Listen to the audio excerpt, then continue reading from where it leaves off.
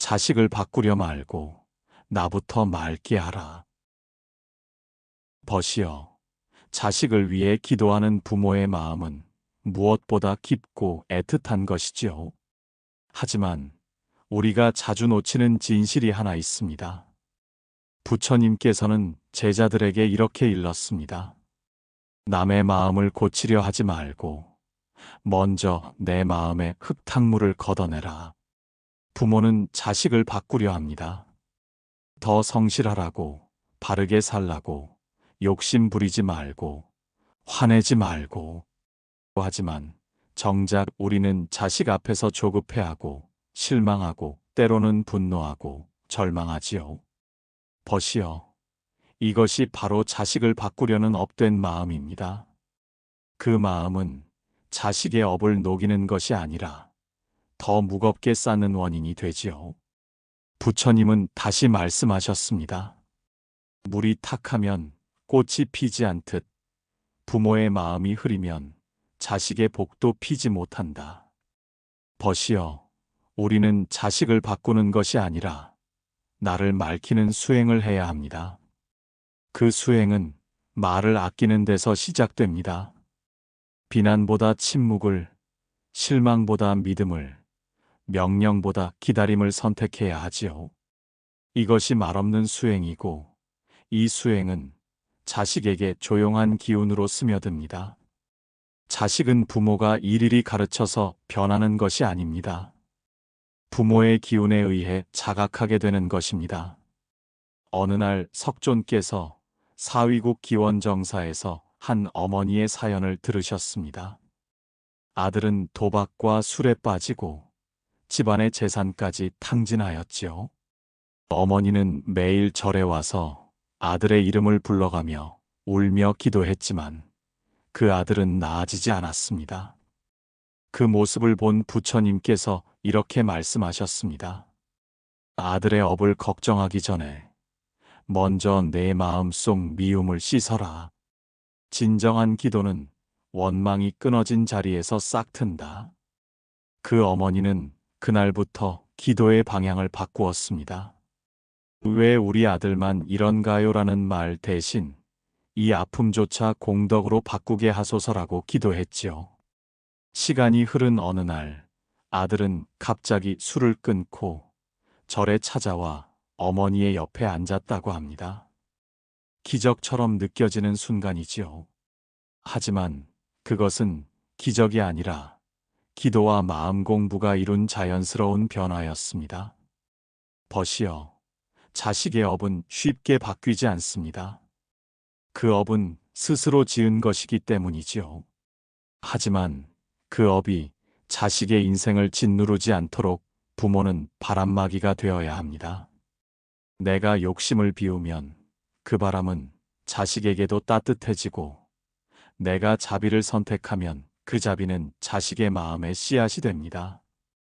마음이 맑으면 업은 스스로 녹는다. 법구경. 벗이여, 자식을 바꾸려 하지 마십시오. 자식이 지닌 업은 그들의 몫입니다. 그러나 내가 맑은 물이 된다면 그 물을 마신 자식도 언젠가 맑아질 것입니다. 그것이 부모의 진정한 수행이요, 자식의 업을 소멸시키는 첫 번째 열쇠입니다. 복은 비로 오는 것이 아니라 지어주는 것이다. 벗이여, 자식을 위하여 기도하고 절을 올리는 수많은 부모들이 있습니다. 그 마음은 지극하고도 간절하지요. 하지만 부처님은 이런 말씀을 남기셨습니다. 복은 비로 오는 것이 아니라 지어주는 것이다. 우리는 자주 기복에 머뭅니다. 우리 아이 대학 붙게 해주세요. 좋은 직장 구하게 해주세요. 결혼 잘하게 해주세요. 하지만 정작 그 복이 어디서 오는지, 누가 짓는 것인지는 깊이 돌아보지 못합니다. 부처님께서 바라문 청년 시아를 가르치실 때 그는 늘 제사를 지내며 조상신에게 복을 빌었습니다. 그때 부처님은 그에게 이렇게 일렀습니다. 복은 하늘에서 떨어지는 것이 아니다. 복은 행위에서 생긴다. 복을 바라는 대신 복을 베풀라. 벗이여, 자식의 복은 부모가 지을 수 있습니다. 그 복은 절 안에서만 생기지 않습니다. 이웃에게 베푸는 말 한마디, 작은 공양, 남을 위한 기도, 이 모두가 복의 씨앗입니다. 기도는 간절해야 하지만 행동이 따라야 합니다. 기도만 하고 원망이 있다면 그 기도는 업이 됩니다. 그러니 벗이여, 이제 이렇게 기도해 보십시오. 이 공덕을 저 아이에게 돌립니다. 그가 겪는 고통은 제가 대신 감수하겠습니다. 그 업이 업장으로 남지 않게 하소서. 그리고 작은 실천 하나를 곁들이십시오. 주변의 어려운 아이를 후원하는 마음, 사찰 청소를 조용히 해내는 손길, 길을 걷다 마주친 노인에게 건네는 말 한마디. 이런 모든 실천은 눈에 보이지 않게 쌓입니다. 그 쌓인 공덕은 자식이 힘들 때 인연의 사다리로 작용합니다. 어머니의 공덕이 강물 같으면 자식은 그 강을 따라 배를 띄우리라. 수타니 파타. 어느 날 부처님께 한 어머니가 울면서 다가왔습니다. 아들이 병으로 쓰러졌고 절망적인 상태였지요. 그녀는 부처님께 물었습니다. 제가 어떻게 해야 이 아이의 업을 걷어낼 수 있겠습니까? 부처님은 조용히 말씀하셨습니다. 가서 쌀 한 바가지를 준비하되 그 쌀은 죽은 자가 없는 집에서만 받아오라. 그 여인은 온 마을을 돌아다녔습니다. 하지만 죽은 이가 없는 집은 단 한 곳도 없었습니다. 그제야 그녀는 깨달았습니다. 모두가 업을 짊어지고 살고 있으며 그 고통은 누구도 피할 수 없다는 것을. 그리고 돌아와 부처님 앞에서 고개를 숙였습니다. 그때 부처님은 말씀하셨습니다. 그 아이의 업은 너의 눈물로는 바뀌지 않는다. 하지만 너의 자비는 그에게 새로운 길을 열어주리라. 벗이여, 기도는 눈물이 아닙니다. 기도는 자비입니다. 그리고 자비는 실천입니다. 그 실천이 모이면 그 복이 자식의 업을 조금씩 씻어냅니다. 자식을 위해 무릎 꿇는 대신 이웃을 위해 두 팔을 펼치십시오. 그 손으로 쌓은 복은 언젠가 자식의 등에 날개처럼 붙게 됩니다. 한 사람의 공덕은 7대를 밝힌다. 증이라 함경. 벗이여, 이 말은 허언이 아닙니다. 당장은 보이지 않지만 당신이 쌓는 공덕은 당신의 자식과 손주까지 이어집니다. 그러니 오늘도 작은 복을 짓는 마음으로 살아가십시오. 그 마음이 부처님께 닿고 그 빛이 자식의 업을 녹이게 될 것입니다. 전생의 인연이 오늘의 업을 만든다. 벗이여, 우리가 자식을 얻는 것은 단순한 생물학적 결과가 아닙니다. 부처님께서는 말씀하셨습니다. 인연이 깊어야 부모로 만나고 업이 얽혀야 자식으로 태어난다. 자바함경. 이 말은 곧 우리가 지금 품고 살아가는 자식과의 관계가 수없이 긴 전생으로부터 이어져 온 업장이라는 뜻이요. 어떤 자식은 효자요. 어떤 자식은 부모를 괴롭히는 고통의 원인이 되지요. 벗이여, 그렇다면 왜 그런 차이가 생기는 것일까요? 부처님께서는 다음과 같은 이야기를 제자들에게 들려주셨습니다. 전생의 업으로 맺어진 부모 자식의 인연. 한 사미가 있었습니다. 그는 수행에 열심이었지만 늘 마음속에는 원망이 가득했습니다. 제 어머니는 저를 미워합니다. 매번 저를 무시하고 저의 수행을 방해합니다. 부처님께서 그를 바라보시고 이렇게 말씀하셨습니다. 그대의 어머니는 전생에 그대의 종이었느니라. 그대는 그녀를 업신여기고 괴롭혔었다. 그 업이 오늘의 이 관계를 만들었느니라. 사미는 그 자리에 주저앉았습니다. 그리고 눈물을 흘렸습니다. 그제야 그는 깨달았습니다. 자신이 짊어진 업은 자신이 지은 것이며 그 업을 풀어야 할 책임 또한 자신에게 있음을. 벗이여, 자식이 당신을 원망하거나 괴롭게 한다면 그것이 오늘 생긴 일이 아님을 아셔야 합니다. 원인은 과거에 있고 결과는 오늘 피어난다. 법구경. 업은 되돌릴 수 있다. 그러나 이 업이 그대로 고통만을 반복하는 굴레는 아니요. 부처님은 늘 희망의 길도 함께 보여주셨습니다. 어느 날 목련존자가 부처님께 말했습니다. 저의 어머니는 생전에 탐욕이 많아 지금 아귀도에 떨어졌습니다. 어찌하면 그 어머니를 도울 수 있겠습니까? 부처님께서는 100가지를 준비한 공양을 하여 그 공덕을 어머니께 회향하라 하셨습니다. 목련은 스승의 가르침을 따라온 힘을 다해 공양을 올렸고 그 공덕으로 어머니는 아귀도의 고통에서 벗어났습니다. 벗이여, 이 이야기는 단지 목련존자의 효심만을 이야기하는 것이 아닙니다. 이것은 곧 지금 우리가 짓는 공덕이 과거의 인연을 바꿀 수 있다는 증거이자 자식과의 업장도 새롭게 다시 써내려갈 수 있다는 희망의 설법입니다. 일상 속의 사례. 벗이여, 내가 아는 어떤 노신도는 아들이 술과 노름으로 가정을 파괴했고 부모의 집을 담보로 돈을 빌려 도망쳤습니다. 그 노신도는 절마다 돌아다니며 아들의 이름으로 등불을 밝혔습니다. 그리고 하루도 빠짐없이 그 아이가 이 업을 이겨내게 해주소서 하며 기도했지요. 그러던 어느 날 그 아들이 다시 돌아왔습니다. 처음엔 또 속이는 줄 알았지만 그 아이는 진심으로 뉘우치며 이렇게 말했답니다. 어머니, 내가 꿈을 꿨는데 부처님께서 말씀하시더군요. 너의 어머니가 쌓은 공덕이 너를 다시 이끌고 있다. 그래서 돌아왔어요. 벗이여, 이것이 바로 업을 이겨내는 사랑입니다.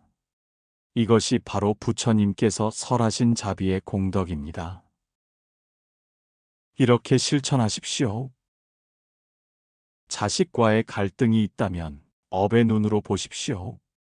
원망은 내려놓고 내가 먼저 짓는다는 마음을 가지십시오. 회향 기도를 올리십시오. 절에 가서 이름을 올리는 것도 좋고 매일 아침 향 하나 피우며 이 공덕을 자식에게 돌립니다. 하고 마음을 실으십시오. 공덕의 실천을 하십시오. 자식에게 직접 하지 못할 사랑은 세상 다른 사람에게 하십시오. 그것이 자식에게 돌아갈 복의 흐름이 됩니다. 업장은 물과 같아서 그릇이 크면 넘치지 않느니라. 선문염송. 벗이여, 그릇은 당신의 마음입니다. 마음이 자비로 넓어지면 자식의 업도 그 안에서 서서히 씻겨나갑니다. 자식을 원망하지 마십시오. 자식이 당신을 괴롭게 한다면 그 역시도 고통받고 있음을 아십시오. 그 고통을 함께 지는 것, 그것이 부모의 복이며 부처님께서 말하신 업장을 녹이는 가장 큰 수행이기도 합니다. 자식과 함께 행복해지는 삶. 부처님이 전한 자비와 동행. 벗이여, 지금까지 우리는 자식과 부모 사이에 맺어진 업장의 실체와 그 업을 녹이는 실천법을 배웠습니다. 이제는 그 배움 위에 함께 행복해지는 삶을 실현하는 마지막 한 걸음을 내딛어야 하겠습니다. 부처님께서는 말씀하셨습니다. 자식은 나의 연장이다. 내가 걷는 길 위에 그들도 걷는다. 증이라 함경. 이 말은 당신이 수행을 쌓으면 그 복이 자식에게 흘러들고 당신이 자비를 품으면 그 따뜻함이 자식의 인생에도 스며든다는 뜻이요. 부모의 실천이 자식의 운명을 바꾼다. 옛날 어느 마을에 가난하지만 신심 깊은 노부부가 있었습니다. 그들의 아들은 탐욕에 빠져 부모를 멀리하고 방탕하게 살았지요. 하지만 노부부는 매일 같이 절에 나가 그 아들을 위해 기도하며 밥을 먹을 때마다 작은 그릇 하나를 따로 담아 이 공양을 세상 아픈 자식들에게 회양합니다. 라며 자비를 실천했습니다. 몇 해가 흘렀을까요? 어느 날 아들이 병들어 고향에 돌아왔습니다. 기력이 없던 그는 부모에게 고개 숙여 말했습니다. 어머니, 아버지, 저는 다시 살고 싶습니다. 그때 아버지는 아들을 안고 이렇게 말했습니다. 내가 다시 태어난다면 이번에는 착한 아들로 태어나거라. 그 삶은 지금 이 순간부터 시작된다. 그 후 아들은 마음을 고쳐 농사도 짓고 부모도 봉양하며 살아갔습니다. 벗이여, 이 평범한 이야기 안에 부처님의 설법이 녹아있지 않겠습니까? 복은 베푸는 자의 등에 실려 그 자손에게 흘러간다. 법구경. 당신의 복짓기와 실천은 단지 당신만의 업장을 정화하는 것이 아니라 자식의 인생에도 빛을 던지는 등불이 되는 것이요. 실천의 마지막 3가지 원칙. 자식을 바꾸려 하지 말고 부모인 나 자신이 먼저 바뀌어야 합니다.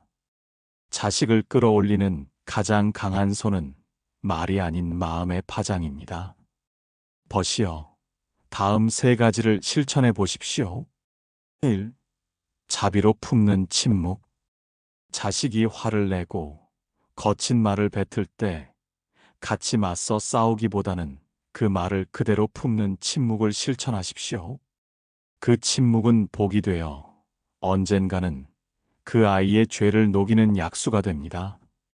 부처님께서도 말씀하셨지요. 침묵은 곧 수행이다. 마음이 다스려질 때 말은 공덕이 된다. 수타니 파타. 2. 작은 복으로 흐름을 바꾸라. 작은 공양, 작은 기도, 작은 베품. 그 하나하나가 쌓이면 자식에게 가는 업의 흐름도 달라집니다. 부처님은 제자들에게 말하셨습니다. 작은 물방울이 큰 항아리를 채우듯 작은 복도 업을 바꾼다. 법구경. 당신이 매일 실천하는 자비의 행동이 자식의 인생을 구할 수도 있습니다. 3. 함께 앉아 도반이 되라. 가능하다면 자식과 함께 절에 나가 앉아 보십시오. 같이 연부를 하고 한 구절의 경전이라도 나누어 보십시오. 그 짧은 시간이 당신과 자식 사이의 업을 넘어서는 새로운 인연을 틉니다. 그 순간 두 사람은 부모 자식이 아닌 부처님 앞에 도반이 되는 것입니다. 이제는 손을 놓으십시오.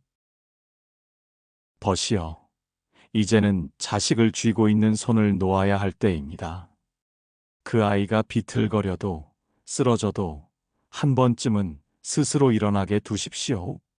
그 길의 끝에서 당신이 짓고 쌓은 공덕이 그 아이를 다시 일으킬 것이니 부처님께서 마지막으로 전하신 말씀이 있습니다.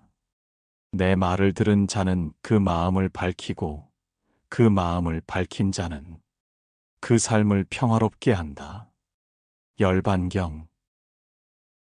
벗이여, 지금까지 우리가 나눈 5단어는 결국 한 문장으로 귀결됩니다. 사랑은 업장을 녹이고 자비는 인연을 다시 쓴다. 당신의 사랑, 당신의 실천, 당신의 자비가 자식의 삶을 바꾸고 당신의 인생도 평화롭게 만들 것입니다. 마음이 조금은 편안해지셨나요? 번뇌하는 마음이 잠시라도 치유의 기회가 되셨으면 하는 바람입니다. 부처님의 말씀이 도움이 되셨다면 구독과 좋아요 부탁드립니다. 구독에서 알림 설정을 해두시면 새로 올리는 부처님 말씀을 먼저 만나실 수 있습니다.